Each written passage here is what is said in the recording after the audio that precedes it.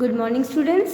आज हम हमारी पोएम होप जो है उसका 5th स्टैंजा देखेंगे। It is the hope that makes a bird stay on the branch and bloom, trees lose their leaves with a hope that one day it will be laden with green huge.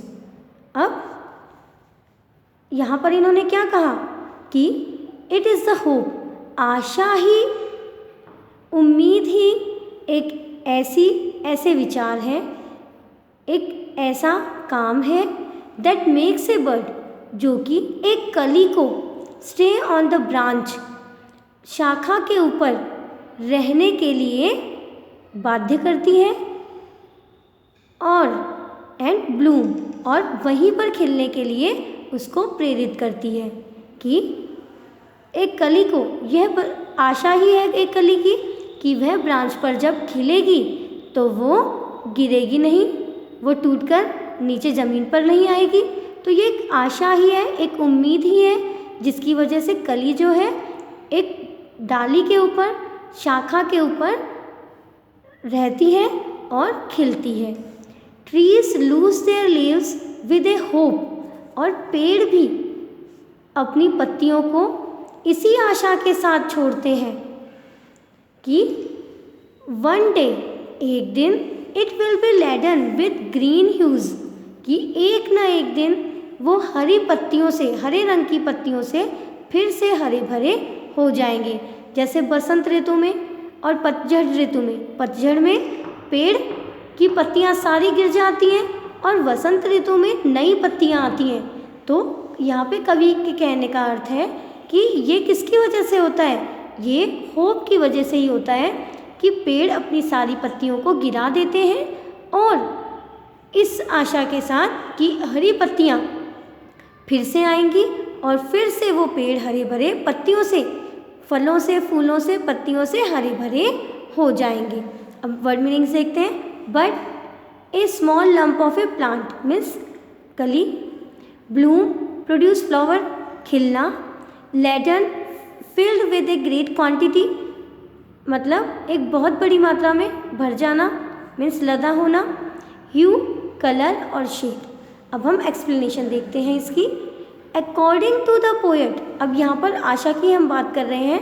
आशा के हमने नाम वगैरह तो देख ही लिए, अन्य नाम, और हमें उससे क्या चीज़ प्राप्त होती वो भी हमने देखी, और ये इम्पोर्टेंस क्या है पक्षियों के लिए वो भी हमने देखा। अब हम देखते हैं आशा की वजह से पेड़ पौधों पर क्या असर होता है।